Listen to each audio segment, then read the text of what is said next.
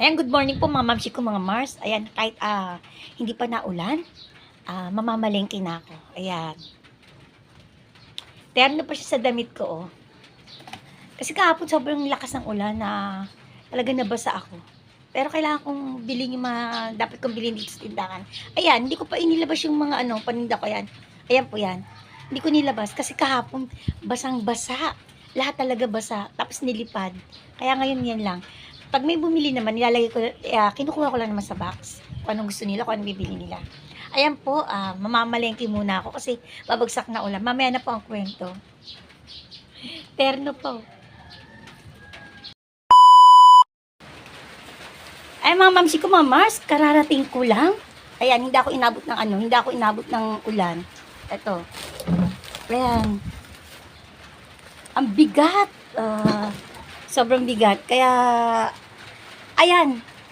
Ano na. Umpisa na ng pagbagsak ng ulan. Ayan, umuulan na. Mabuti lang nakapamalengke na ako. Ayan. Hindi na ako mababasa. Pero ibang hindi ko na siya ilalabas sa mga sa may diyan sa may steel matting din na kasi basang-basa talaga. Alam naman nila pag may gusto sila, kinukuha ko na sa mga box. Ayan. Maya-maya po antabayan na natin yung mga ipapakita ko po mga bumibili. Ayan. Mamaya po. Yung mga bumibili naman. Yung masasayang mga bumibili sa akin araw-araw, mga pang good vibes. Ayan po, mamaya-maya po. Papakita ko sa inyo. Ito na yung mga pinamalengke ko, mga Mars ko, mga mamsi. Ilalagay ko yan dyan, isa-isa, pero mamaya na. Kasi baka bigla naman bumagsak yung ulam, basang-basa na naman siya. Dito na lang muna siya, tapos kung may nabili, ayan, ay yung iba kong paninda nandyan. Ayan, yan, dyan sa mga box na yan. Basta lahat ng box, hanggang doon sa loob ng bahay.